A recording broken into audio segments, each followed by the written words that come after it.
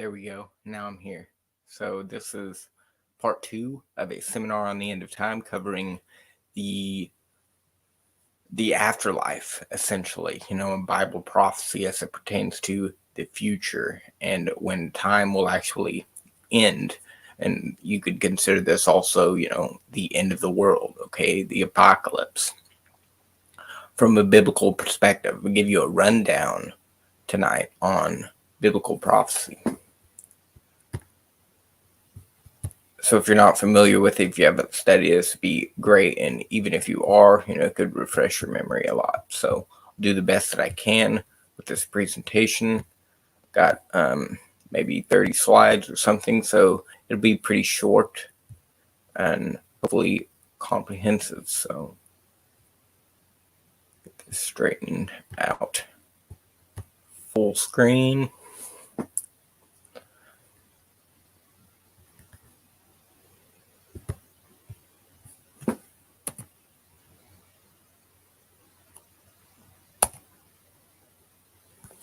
So if you look at the book of Daniel, the first 6 chapters, let me make sure my mic is on. It's like everything's good. The first 6 chapters are historical chapters. And then the remaining 7, 8, 9, 10, 11, 12, those are prophetic. So the book of Revelation is similar. The first 11 chapters, you start, it's divided, essentially. Both of the major prophetic books in the Bible are split right down the middle. So obviously the chapters came later, but it just so happens that, it's coherent like that. The chapters, they go together pretty good. I'm sure that they didn't do this intentionally when they were dividing the chapters. So this seems to be definitely significant. Even if you take the majority text, you see that it's divided. You see that the book of Revelation, for instance, starts out with the that present time, okay, because it starts out with letters written to those churches, which were still existing in 7 different geographical locations in Asia. So what would be today modern day Turkey, I guess. That's where the 7 churches were. That's what the book of Revelation starts out with. And then it goes until chapter 11, where you end up at the end of the world. And then you go back to the birth of Christ in chapter 12. And then you progress forward, and it continues. The chronology goes through to the end of the world and repeats that apocalyptic story that was told previous in the first 11 chapters. And the book of Daniel is divided for different reasons. It just has 6 that are historical, and then 7 through 12 is prophetic. In Daniel chapter 1, he is identified as possibly the wisest person, on earth, at least at that time. The king's visions are in chapter 2, and then you have the dedication of the image in chapter 3, and that is symbolic of the Antichrist that will come in the future and do the same thing. He'll make a dedication to this giant image that he sets up, and then anybody who doesn't come to the dedication of this image will be slaughtered. Chapter 4, you have an ancient copy of the king's letter. Basically, he's praising God in that letter and writes it to all of his nations that he had captured. Now, chapter 5, you have the capture of Babylon by Persia. In chapter 6, Daniel is appointed wise man over Persia. So he was the wise man over Babylon, and then when they got conquered, became the wise man over Persia. And then he gets all of these prophetic visions in chapters 7 through 12, starting out with the vision of the 4 beasts, the descendants of Alexander the Great in chapter 8, 70-week prophecy in chapter 9. In chapter 10, you have an angel appearing to Daniel. In chapter 11, the fall of Greece and rise of the beast. So it's essentially talking about how Greece would fall, and that would lead up to this coming new world order, the kings that would come out of that genealogy that stretches far into the future in modern times. And today, those nations would be Islam. So nations of Greece that had established themselves in that area over in the Middle East when they had conquered the region. And obviously they got conquered by Rome, but that line of kings, they have a genealogy that is still intact and has been there even since Rome conquered it. They were just presiding as government over people already there, and using those armies as well. In chapter 12, you have the time of the end. So this is one final rundown on what's going to happen at the end of the world. Certain details in the timeline. So you have in the book of Daniel, he sees a image. Okay, this is a statue that's been erected, and this is somewhat, this is essentially what the Antichrist will do in the future: set up an image, not with these details, but he will set up an image of himself, and it will be able to actually talk, according to the book of Revelation. Some kind of AI robot. I don't know what it is, but some kind of image, and then it will be used for everybody, all of the nations, to come to basically, reverence it. Okay, so it's called a dedication. They all dedicate, their homage, their honor and stuff to this image, which represents the empire, represents the leader of the empire, the Antichrist, and anybody who doesn't come to this dedication will be removed from the earth. But Daniel sees this image, and in Daniel's vision of this image, this statue, he is told of the different things that the statue is made of, the different elements, and then what those elements represent. The head of gold represents Babylon, which historically, was conquered by Persia, and then the Grecian Empire conquered Persia in 330 BC. You can look all this up. The dates are right there. The fall of the Greek Empire, fall of the Persian Empire. So it's not really debatable. Maybe the details within the numbers, but it's not going to go, it's not going to veer off dramatically from what you see here.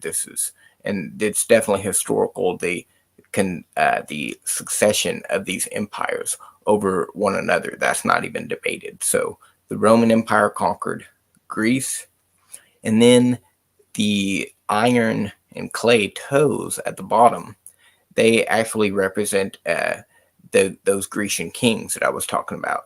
They have a genealogy that stretches today, eventually evolved into Islamic religions, or I guess just one religion, but there's multiple factions within it. The point is that some kind of kings will rise up out of that Grecian descent from Alexander the Great, and then that will have the power, which is the iron, the Roman Empire.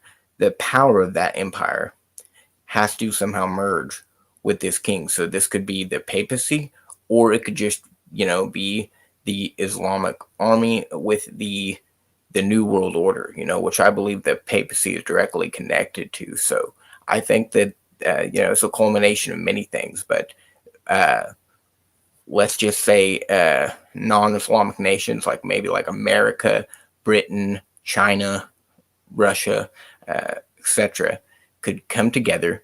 Maybe not Russia anymore, but Europe, they unite. Okay, there's already United Nations, so they will basically converge with the Islamic nations to form this great power called, the New World Order, is what some people would call it. That's what's been called.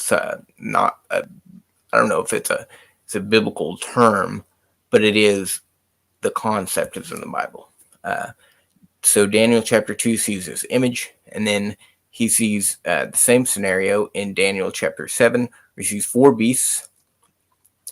Babylon as the lion with the eagle's wings, the bear is Persia, and then Greece is the leopard with 4 wings. Greece, actually, when it fell, Alexander the Great's kingdom had divided into 4 places, which we'll talk about in a second.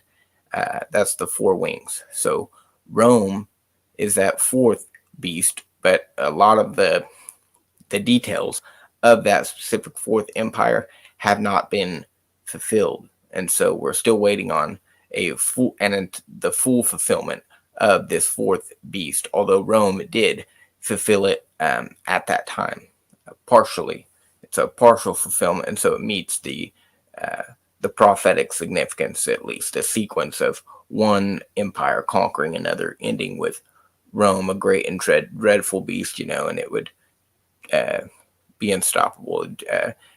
Take over the whole world. Now, it didn't take over the entire world, but at least the world at that time, considering the total human population, and societies established and stuff. So I would say the civilized world at that time, Rome conquered all of it.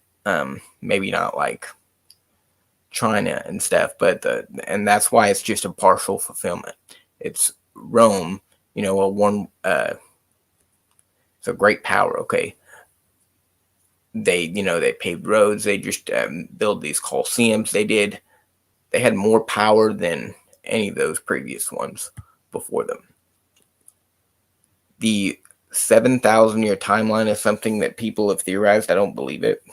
I think that we're already over like 6,000 years, so you really can't fit that in there.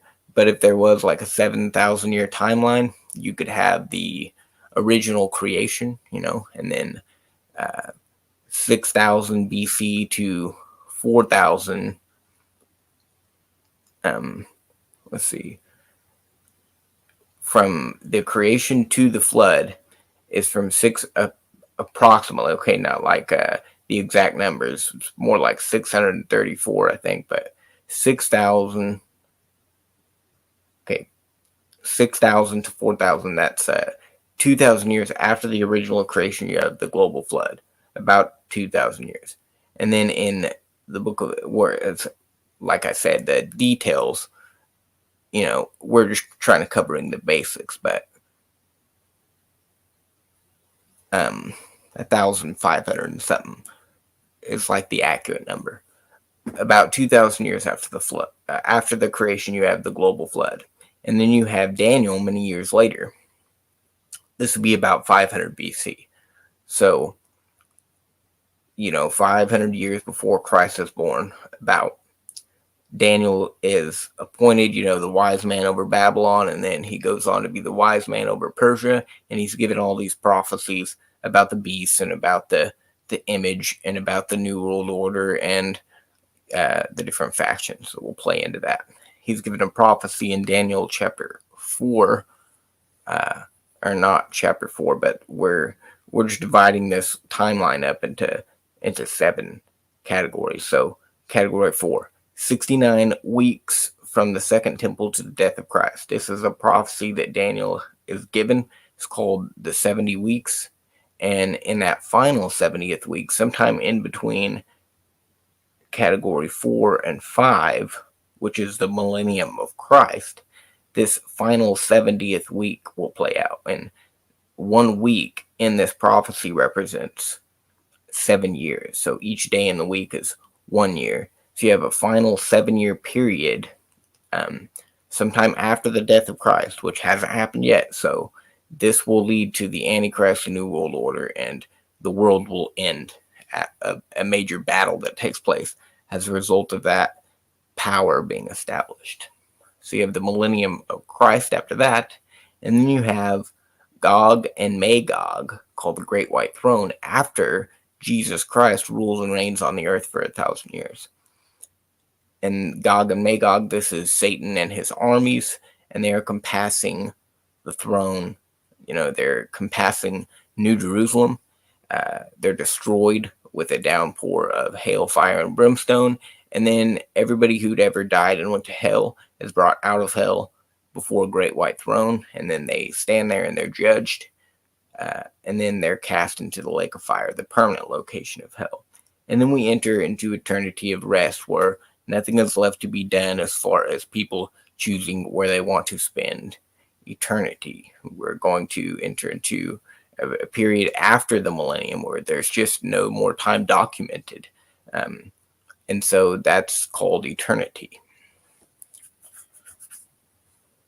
A principle for prophetic understanding is that prophetic repetition must be carefully observed.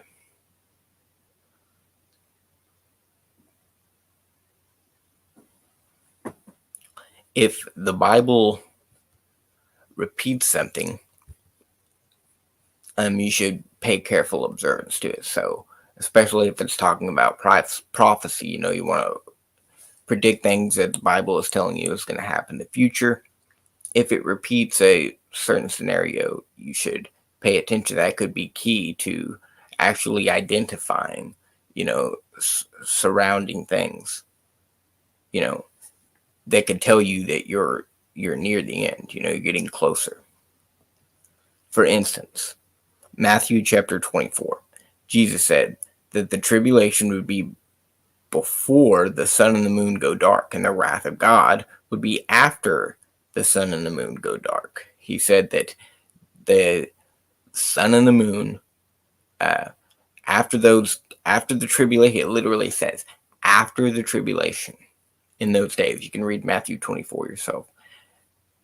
There shall be great tribulation. It says after that tribulation, the sun and the moon are going to go dark, and then he's going to send his angels and gather the elect. So the rapture here. Now, Mark chapter 13, Joel chapter 2, Acts chapter 2, they repeat this sun and the moon going dark scenario where everything just blacks out. It's kind of like in Hollywood, where you or you go to a play or you go to a movie, and they dim the lights, and then you just have like a spotlight in the middle, and this is what's happening here. It's daytime, or even if it's nighttime, everything just goes pitch black. No more stars, not even the moon is giving its light. It's just, you just see one source of dim light in the sky. It's covered in blood. Okay, it's dark red. Jesus was crucified. So we'll get into that in a minute. Let's see. So this is just for instance, okay? Things are repeated in the Bible. This 69 weeks, at least that final 70th week is repeated in the book of Daniel. Certain things, certain scenarios that are within it is continually repeated again in the book of Revelation. So let's cover the 69 weeks. Jesus was crucified about 483 years after the king of Persia commanded the Jews to restore the temple. That is 69 weeks. I believe there could be gaps in there, but if there are no gaps, it seems to work out great for the prophecy and the people expecting Jesus to come at that time. I don't think that the math works on that, but I've heard people make that claim, and they seem to have really good evidence for it. Shout out Jamie Russell. But I don't necessarily think that there's like, this is just 483 unbroken years, because, there was a decree and they began to build the temple and they got shut down. And there was another decree that they could begin building it again, and then there was another decree after that, I'm pretty sure. So the decrees are all mixed up. People disagree on when the actual first decree was, which is where you start the timeline of 69 weeks, which adds up to 483 years. Now, in Daniel chapter 9, it says that a deal will be made between the Antichrist and many people in 1 week. So that's that 70th week, which means 7 years. There's 7 years to come where the Antichrist will make a covenant between the major political powers in the world, essentially, centering in the Middle East, because he's going to make a covenant with the Jews that which was going to give them a permit to build a temple, which would be their third temple that they have established in the history of their religion in that particular location. And then they can reestablish their animal sacrifices, which is inherent to their religion, that they haven't been able to do for over 2,000 years since the Roman army destroyed their second temple in 70 AD, and that's a historical fact. So whatever deal this is going to give them kind of a building permit to erect a third temple, go back to their animal sacrifices. And then this will begin the 7 years. Daniel chapter 7 and verse 9, you have the Ancient of Days sitting. Okay, so Jesus Christ, this is like the end of the world, And then he's called the Son of Man in verse 13. in verse 14, you have an everlasting kingdom that is set up. So you see the return of Christ. He's going to set up his kingdom on the earth that's going to last for 1,000 years. The saints possess the kingdom in verse 18. You go to verse 11, you have verse 11, you have a horn with a great mouth, speaks great words. The Antichrist conquers all people until the time of an everlasting kingdom. So right before Jesus comes back, there's going to have to be this Antichrist, this new world order. In verse 19, the last empire destroys all nations, which is the empire of Jesus Christ. And it also destroys all the earth, okay, because of the wrath of God, destroying everything that lives on the planet. Verse 25, the Antichrist makes a new world, okay, and then the time of the saints comes directly after that in verses 26 and 27. So you can read chapter 7, and that's all about the end of the world, the Antichrist, and the coming return of Jesus Christ.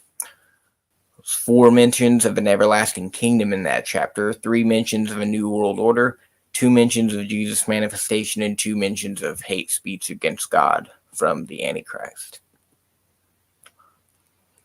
If you look at the Muslims today, they descend from the Grecian Empire. The Muslims never lost the strength of the Roman Empire because the Grecian Empire was, established in that location. They were conquered. Somebody else came, took over those soldiers, but they're still Greek, okay? And then eventually that society evolves into Muslim societies. And so that's what the clay is on the toes of Daniel's visions, these 10 toes, which represent 10 kings. There's 10 horns in the book of Revelation, which is explicitly interpreted in the book of Revelation. It's another way to understand Bible prophecy is to look for a place where the Bible actually interprets itself, and that's the interpretation that you take. And it does that many times. So 10 kings, which is you have the image, and then you have the 10 toes, and they're supposed to represent the New World Order. This 10 kings, which actually descended from the Grecian Empire, they developed into Muslim nations. Okay, so the religion is Islam. And the Islamic nations, if they were to unite, they still retain the strength of the Roman Empire, which is the iron legs. And the iron is going to come down to the feet and mix with the clay. But the clay toes are separate from the iron because iron and clay doesn't mix. And it says that's what it says. I can't remember that exact verse, but in Daniel chapter 8, the clay is the Muslims who descend from Greece with the power of Rome. If you read Daniel chapter 8, it talks about the Muslims not mixing with the people. What it basically indicates is that it's a religion, okay, where the outside world is available to come and do business, but they're not like marrying and stuff like that. They're not changing their religion. So supposed to like marry your own people in that kind of situation. And this is it's a religion been going on for hundreds of years now, and it's very powerful. If you look at the fall of the Grecian Empire before Rome took over, the Grecian Empire divided into 4 nations. 2 of them were established in Turkey, 1 in Syria, and 1 in Egypt. And in Turkey, that's where the 7 churches were in Asia, which the book of Revelation was distributed to. And then also it talks about in Revelation 2:13, Pergamos, which is in Turkey, the seat of Satan, where he dwells. And that could be an indicator of maybe a specific geographical location that the Antichrist will come from. Who knows? Okay, just throwing theories out there. But the point is that modern day Turkey, this is going to be the seed. This is going to be the start. The Muslim empire, the Iranian forces probably will come to be united by the Antichrist. And it will be, a combination of the Antichrist and the the people that serve the Antichrist, which is like all of Europe and America and Britain, like all of these other countries, there will be a uniting of the Islamic nations and the United Nations, if you will, and they will that will culminate into one giant empire that will conquer the earth. If you look at chapter 6 of the book of Revelation, the first 4 seals will symbolize 4 events. The white horse is the false prophet, I believe, or you could say it's the Antichrist, the impersonation of Christ. And then you have the red horse, which is the war that takes place after he gets power. And then you have the black horse, which is famine, and then the pale horse, which is all the death that culminates from the famine and the war.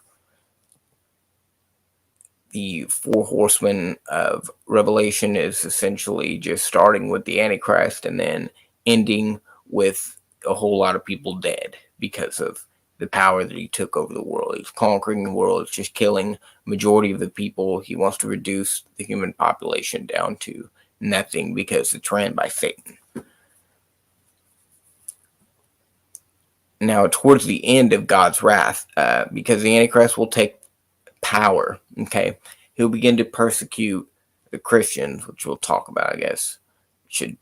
The false prophet is mentioned in Revelation 13:12. So this is like the Antichrist's right-hand man. It says, he exerciseth all the power of the first beast before him, and causeth the earth and them which dwell therein to worship the first beast, whose deadly wound was healed. He uses miracles, signs, wonders to deceive the people and win them over to worship the Antichrist. I think this is a major religious establishment, like getting all religions to basically coexist under this one new religion, which is focused on this man, the Antichrist. And so I think a good candidate for the false prophet would be the Pope.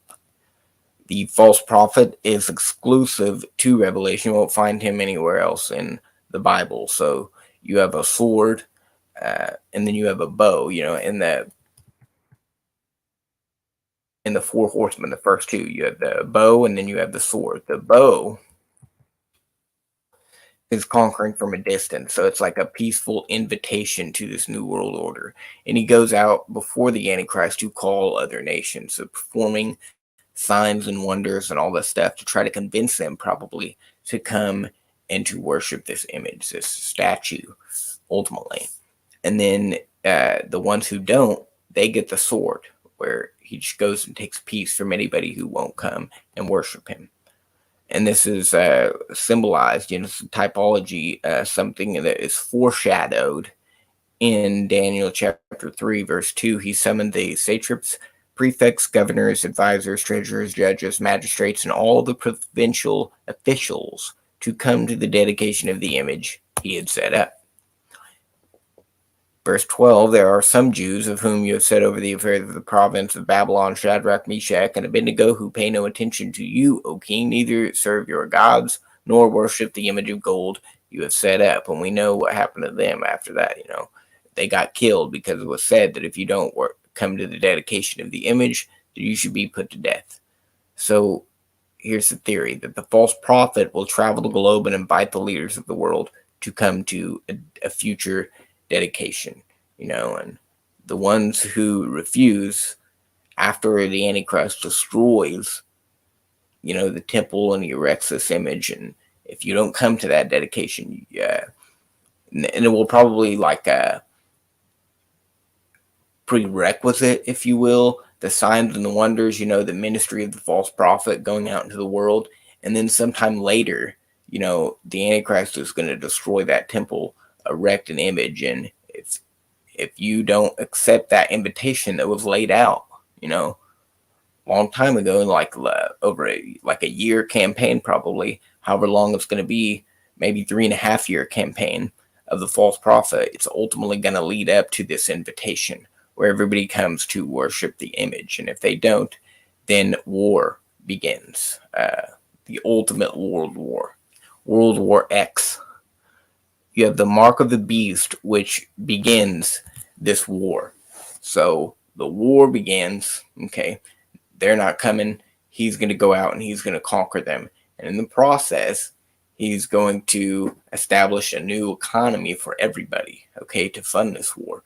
And he's going to cause, this is the false prophet, is causing all, both small and great, rich and poor, free and bond, to receive a mark in their right hand or in their forehead, and that no man might buy or sell save he that had the mark, or the number of the beast, or the number of his name. And then here is wisdom. Let him that hath understanding count the number of the beast, for it is the number of a man, and his number is 300 score and or 600 score and six, which is 666. He's going to make everybody take this mark, and you can't buy or sell if you don't have the mark. So the economy is totally controlled. You could live outside of it if you're providing for yourself. You're self-sufficient. You have your own like oil well, or you have your you grow your own food, and you have your own sheep, like, I don't know, you're Amish or something. You can live outside of this, I'm sure. But within the civilized world, no one will be doing any purchases without this mark. And it's possible that he will subject anybody living outside to live within those constraints as well. So you'd need to live pretty far out in order to avoid this and be self-sufficient. So that's strongly encouraged, so that you'd be able to survive this, possibly.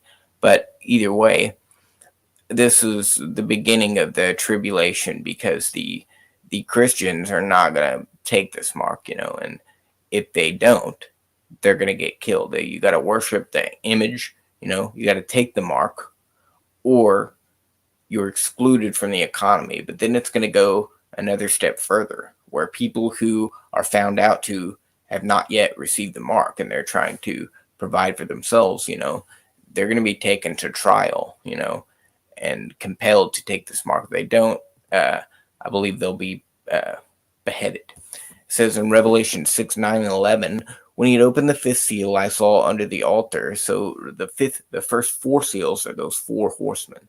So at the fourth seal, remember, there's a bunch of famine.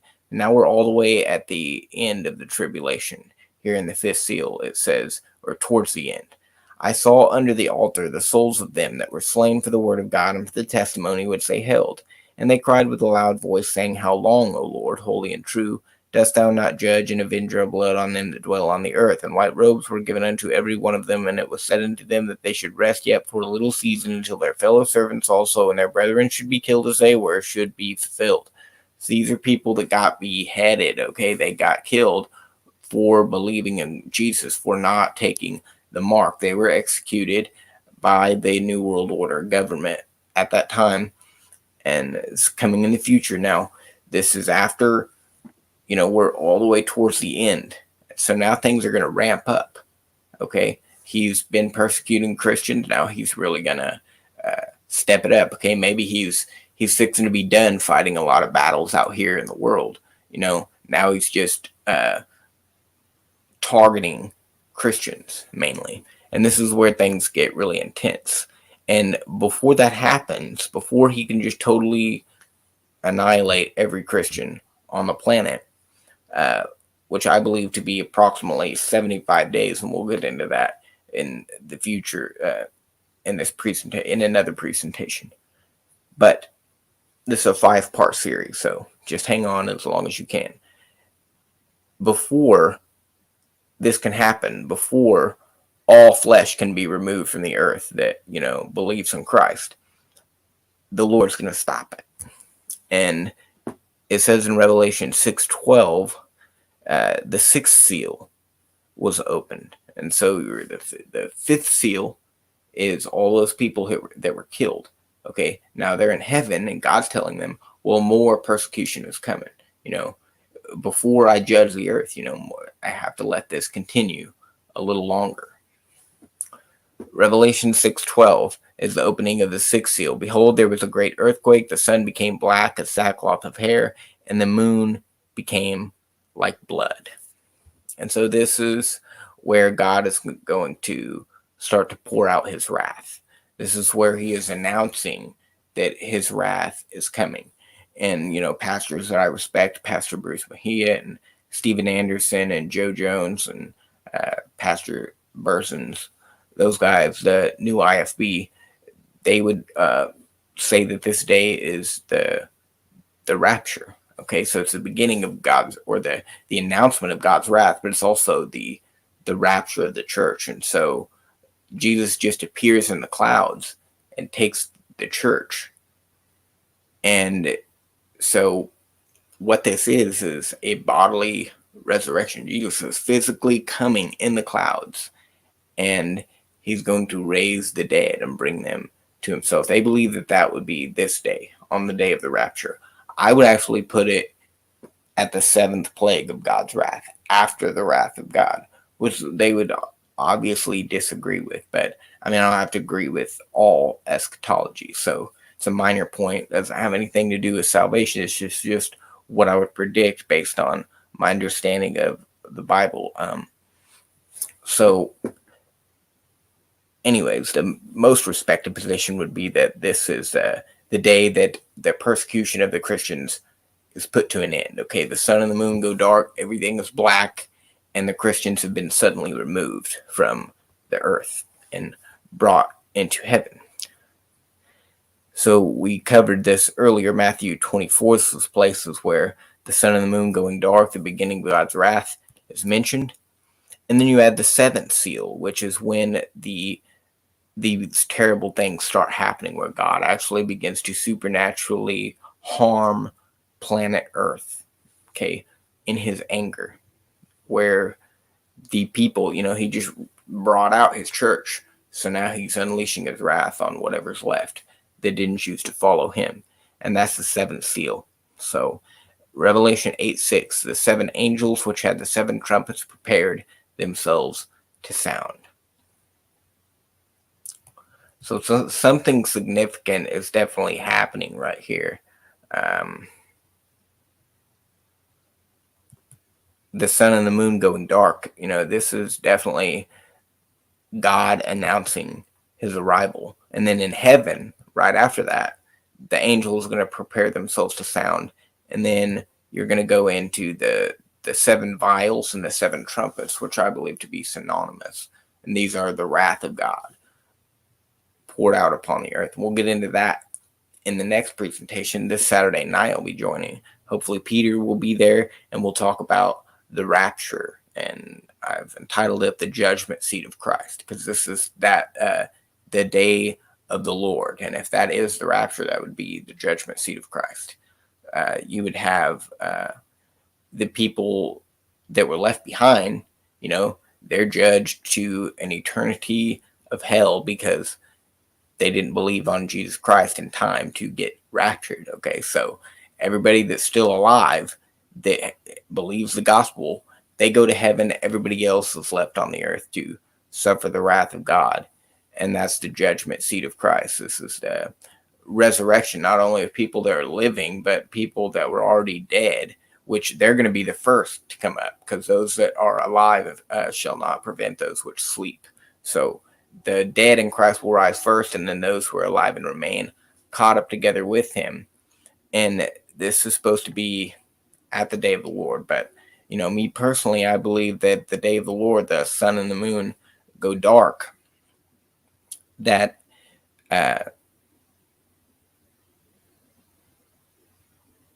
the Christians, they're going to be protected from that, sort of like Israel was protected. There was light where Israel was, but all the plagues and stuff were happening with Egypt, and everything was good over here in Israel. There were no frogs or anything like that. So I believe that we're going to be protected from God's wrath, sort of like the 144,000, and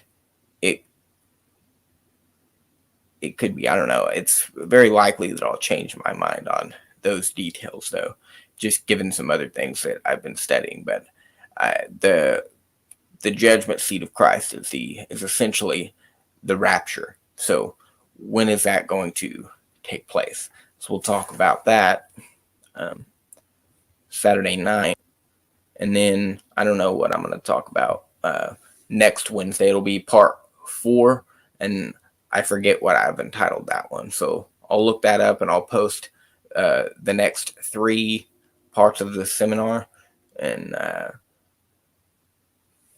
that's going to conclude this presentation. You still have time to click the link at the top of the comment section and join this seminar if you want, from an open mic, if you want to share your thoughts.